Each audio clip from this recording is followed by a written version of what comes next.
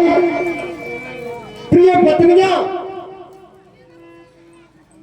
अपने दुख से अंदर भुगती है, लेकिन इस दुख को बाहर नहीं किया। क्यों? वह सोचती है कि अगर ये दुख हम तो सहन करते हैं, लेकिन महाराज से कहें तो उनको कितना दुख होगा। महामंत्री जब एक बार आया तो कोई विशेष कारण है। जब इस दरबार में आते हैं तो अपनी प्रिय रानी कौशल्या के पास होकर के आते हैं। जब मैं दरबार के लिए तैयार हुआ, रनिवास में गया कौशल्या के पास, कौशल्या रनिवास में नहीं मिली। मैंने पूछा, दासी चंदा कौशल्या कहां है? उन्होंने कहा, महाराज कौशल्या पूजा कर रही है। तो मैं पूजा घर में पहुंचा, भगवान के मंदिर में।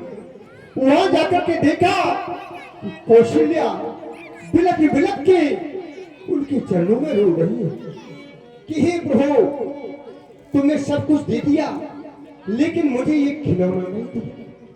परमात्मा, हमारा चौथापन आ चुका है। क्या ऐसे ही हमारी यह जिंदगी व्यतीत होगी? लोग मुझे ताना देते हैं। क्यों? जो निपुत्री होता है वो है शिवाय मोह दिखाने योग्य नहीं होता। तो यह अवध नरेश अपनी प्यारी प्रजा को मोह दिखाने योग्य नहीं। धिक्कार है, धिक्कार है इस अवध नरेश को। तो मेरे आंसू जब अपनी प्रिय पत्नी की आंखों में देखे तो मेरे भी आंसू आए। तो बस वही कारणवश मेरी आंखों में ओझल हो रहे हैं।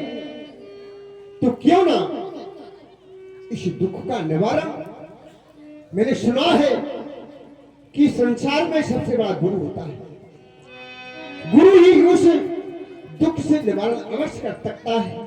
तो इसमें आपकी क्या सलाह है महामंत्री? अवश्य अनुचित है कि उचित है? आप अपना हर दुख सुख लेकर के गुरु सदन की ओर जाया करते हैं। हाँ। हे महाराज, गुरुदेव भगवान के पास चला जाए, वो कुछ न कुछ अवश्य कहेंगे। धन्य है। तो आज और लागी लगन, आज मुझे लगन लग गई है, और लागी लगन, और गुरु चरण की में लागी लगन।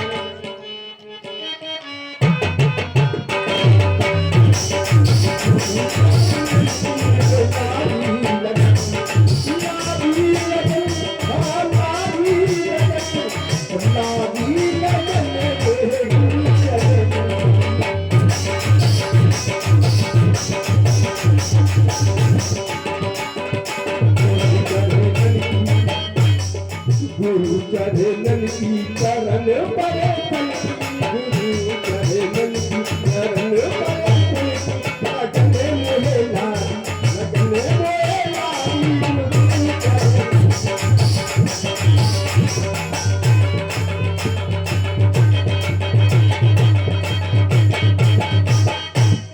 गुरु ग्रह गए तुरंत में पाला, चरण लाग करे विनय विशाल। कमल सूपी चरणों में यह दास दशरथ प्रणाम करता है नाथ, प्रणाम करता है नाथ। अयोध्या के सम्राट आज गुरु सदन में आकर के और जो गुरु के प्रति श्रद्धा निष्ठा भाव तुम्हारे द्वारा प्रदर्शित किया गया, अर्थात संस्कारों का निर्वहन किया गया, उसको देखकर हमारी आत्मा अति आनंदित हुई। मेरा भी शुभ आशीर्वाद है, दीर्घायु भव, यशस्वी भव, कीर्तिमान भव, विजयी भव। राजन प्रभु, जो ही ये दृष्टि श्रीमुख की ओर जाती है तो ऐसा प्रतीत होता है हृदय में कुछ वेदना है। चेहरे पर चिंता की रेखाएं प्रत्यक्ष रूप से प्रदर्शित हो रही हैं और ये कहने के लिए उत्सुक है कि आज तुम किसी वेदना से व्यथित हो, हृदय में दुख है, जिज्ञासा है, ऐसा है तो कहो। जब पुत्र पिता के पास जाए और अगर पिता पुत्र से पूछे कि बेटा बात क्या है, तो पुत्र को बता देना चाहिए। जय हो। नेचे दुख सुख सब गोरा है सुनायऊ, गोरा है सुनायऊ। जब ही तो कहा कि गुरु है क्या। गुरु कहना सरल है लेकिन उसको समझना कठिन है। गुरु का सीधा अर्थ है, अगर हम संधि विच्छेद करें, गूढ़ जो अंधकार, गू माने अंधकार और रू माने उजेला, जो अंधकार से उजेले की ओर ले जाए, दुख से सुख की ओर ले जाए, उसे हम गुरु कहते हैं। तो धन्य है गुरुदेव के लिए। आज गुरुदेव ने हमारे मुखारबिंद को देखा तो व्रत लिया कि राजन आज क्या कारण है प्रभु, अगर आज आपका आदेश है तो अवश्य ही आपका सेवक अवश्य कहेगा ना। अयोध्या के राजा दशरथ, ये वेद सूक्ति कही जाती है, गुरुर ब्रह्मा गुरुर विष्णु गुरुर देव महेश्वरा। जब संतुष्टि न हुई तो फिर कह दिया गुरु साक्षात पर ब्रह्म। लेकिन इसका भावार्थ क्या होता है? गुरु ब्रह्मा कब है, गुरु विष्णु कब है और गुरु भगवान शंकर कब है? और जब इन तीनों से संतुष्टि न हुई तो फिर गुरु साक्षात परब्रह्म परमात्मा कब बन जाता है? आज हम तुम्हें बताते हैं। जिस प्रकार से ब्रह्मा के द्वारा इस सृष्टि का निर्माण किया गया, उसी प्रकार एक शिष्य का निर्माण गुरु के द्वारा होता है। शुभ संस्कारों से अलंकृत करना ये गुरु का ही कार्य है। तो यहाँ पर गुरु ब्रह्मा की उपाधि को प्राप्त हो जाता है। अगर उसके द्वारा सुसंस्कार शिष्य अगर संस्कारवान बन जाए तो समझो उसने ब्रह्म का कार्य कर दिया। गुरु विष्णु, जब शिष्य गुरु के द्वारा शिक्षा प्राप्त करके स्वयं का उदर भरे और अपने परिवार का भरण पोषण करे, समझो विष्णु का अवतार हो गया। क्योंकि कहा है विश्व भरण पोषण कर जोई। यह विष्णु का उसने अभिनय किया। अब गुरु साक्षात गुरु देव महेश्वरा भगवान शंकर का स्थान गुरु को कब प्राप्त होता है? अगर शिष्य कहीं भटक रहा है तो भगवान शंकर उसे ताड़ना दे करके सही मार्ग पर लाते हैं। जो नहीं करो दंड खल तोरा तो भ्रष्ट होए श्रुति मार्ग मोरा। भगवान शंकर का अभिनय यहाँ गुरु करता है, ताड़ना देता है। अब जब ये संस्कारों से सुसज्जित एक शिष्य पूरे संसार में विख्यात हो जाता है, परमात्मा की दृष्टि से लोग उसे देखने लगते हैं, तो समझो गुरु हमारा साक्षात परब्रह्म परमात्मा बन गया हो। अब तुमने कहा कि आज महाराज ने हमारी मुखाकृति को देखकर समझ लिया, ये सत्य है। गुरु वही होता है जो शिष्य के शोक को दूर करे, दुख को दूर करे, हराए घोर नरक में पाई। जो गुरु शिष्य का शोक नहीं हरते, केवल धन पर दृष्टि रखते हैं, हमें धन मिल जाए, गुरु दक्षिणा में कुछ मिल जाए, ऐसे गुरुओं का उद्धार नहीं होता, वो नरकगामी होते। इसलिए मैं बार बार आपके चरणों में प्रणाम करता हूँ। बताओ बताओ क्या? हे गुरुदेव, हे गुरुदेव, हे गुरुदेव प्रणाम आपके चरणों में, और दक्षिणत करे प्रणाम आपके चरणों में।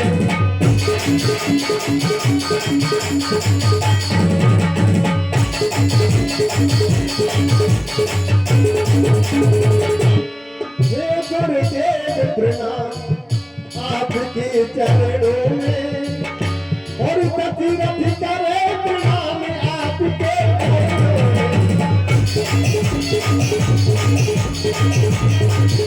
में।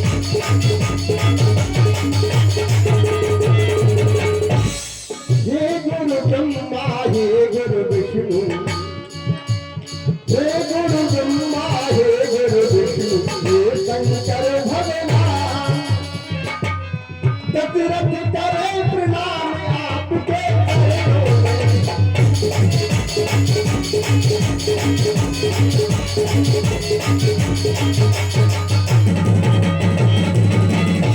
जो जन्म की दाता मात पिता है,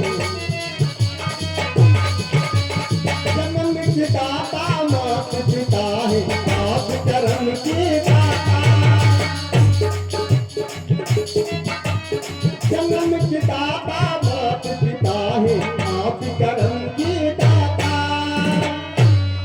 और तुम ही भाग्य विधाता हो, तुम ही कर्म विधाता। हे गुरुदेव प्रणाम आपके चरणों में। दशरथ करे प्रणाम आपके चरणों में।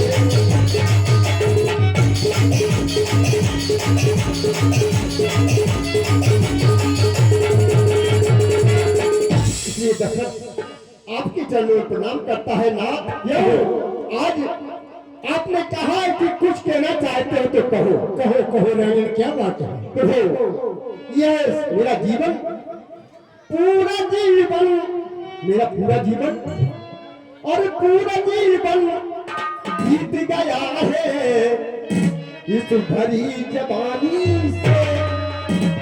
और हुई गलानी मन मेरे में जितना होने से कि दुनिया नफरत करती है कि मुझसे प्रेमा करती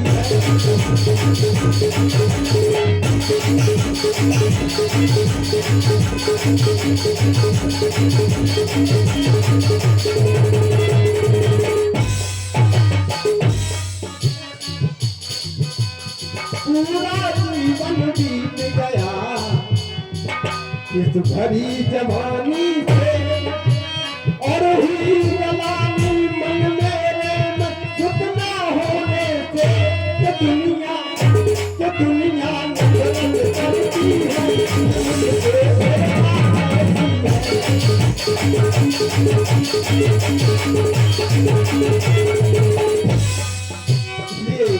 प्रभु, यह संसार मुझसे घृणा करता है।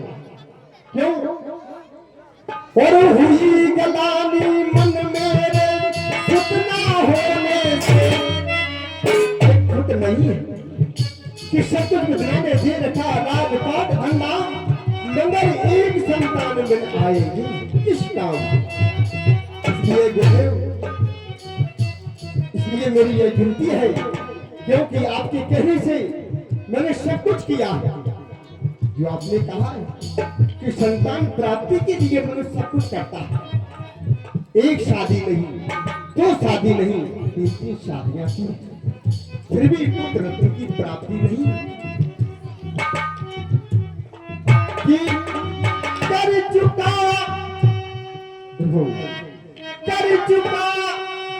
विवाहे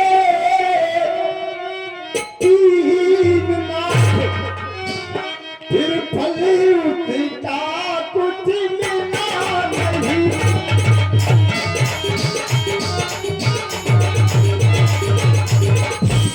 फिर फल उसका कुछ मिला नहीं। हे चौथापन और आने वाला वह हृदय कमल का खिला।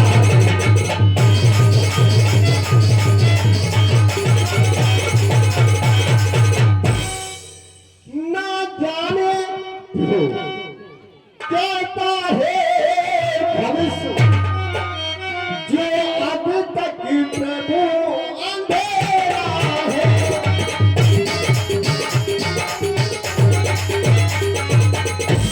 जो अब तक प्रभु अंधेरा है।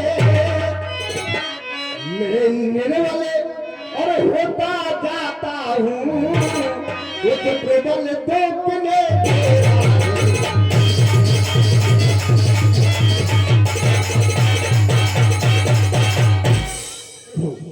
ऐसा तरवर वृक्ष होता है, ऐसा तरवर वो क्या तरवर फल ही जिसमें हो तो पंग न हो।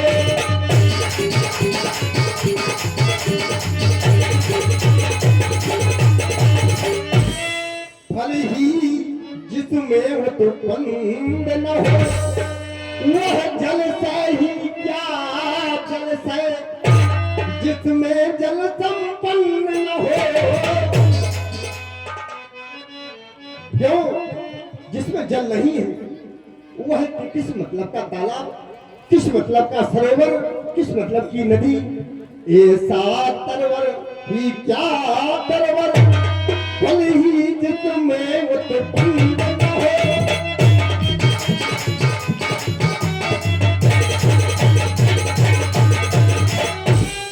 वह तरवर ही क्या तरवर, फल ही जिसमें वो तो पंग न हो। वह जल से ही क्या जल से, जल ही जिसमें संपन्न न हो।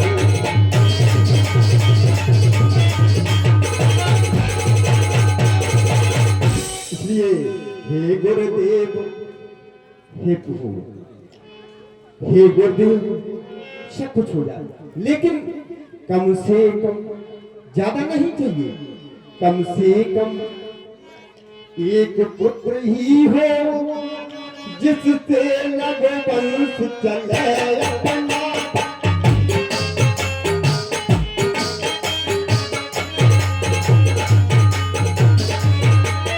जिससे रघुवंश चले अपना, और पितरों को भी तर्पण पहुंचे, आगे को नाम चले अपना।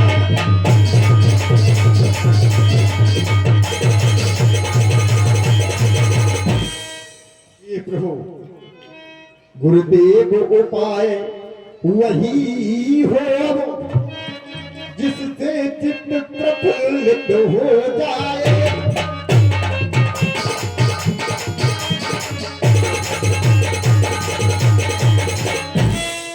इसलिए प्रभु आंखों में भी आए प्रकाश, वह आत्मा आनंदित। इसलिए मैं बार बार आपके कमलस्थ रूपी चरणों में निवेदन करता हूँ, क्योंकि ऐसा वेदों में कहा गया है ना कि बिना पुत्र नहीं नरगत पावे, और वेद पुराण सहस्त्र असी गावे। बिना पुत्र की सदगति प्राप्त नहीं होती है। तो प्रभु आपका अरदास नरक का गामी बनेगा नाथ। क्या नाथ? बार बार आपके चरणों में नमन वंदन एवं अभिनंदन करता हूँ नाथ। राजेंद्र, प्रभु तुम्हारे द्वारा हृदय की वेदना को भली भांति सुना गया। कहे वशिष्ठ बाबदी समझाव। अब वैसे तो तुम्हें क्या समझाएं, लेकिन फिर ये दायित्व बनता है, गुरु का कर्तव्य होता है। शिष्य अगर भटक रहा है, शिष्य अगर किसी वेदना से व्यथित है, तो प्रत्येक गुरु का ये कर्तव्य होता है कि समझा करके उसे उसकी वेदना को दूर करे। आज मैंने सुना कि तुम्हें पुत्र जिज्ञासा जागृत हो गई है। अवश्य प्रभु। जो सदैव तुम्हारा मन परब्रह्म परमात्मा के चरणों में लीन रहता था, आज परमात्मा की ओर से खिंचकर सांसारिक सुखों की ओर चला गया। सत्य है। दाम्पत्य जीवन में बंध जाने के बाद प्रत्येक प्राणी की इच्छा होती है, नर नारी की इच्छा होती है हम पिता बने, नारी चाहती है मां बन जाए। सत्य है, यही तो दाम्पत्य जीवन की सार्थकता है। लेकिन राजन, तुम तो भली भांति जानते हो, तुम्हारे बारे में यहाँ तक कहा गया कि महाराज तुम पंडित ज्ञानी, तुम्हें पंडित की उपाधि से अलंकृत किया गया है, वो ज्ञानी भी बताया है। अब ऐसे ज्ञानी को ज्यादा नहीं समझाना पड़ेगा, ये हम जानते हैं, थोड़े समझाने से ही काम चल जाएगा। इसलिए हमारा कहने का आशय ये है कि समय से पहले और भाग्य से ज्यादा न तो किसी को कुछ मिला है और न मिलेगा। हर प्रत्येक कार्य का समय निश्चित हुआ करता है और प्रारब्ध। हाँ, तुम्हें अगर चिंता है कि बेटा नहीं है, तो चिंता हमें भी तो होनी चाहिए कि हमारा कोई पुरोहित नहीं होगा।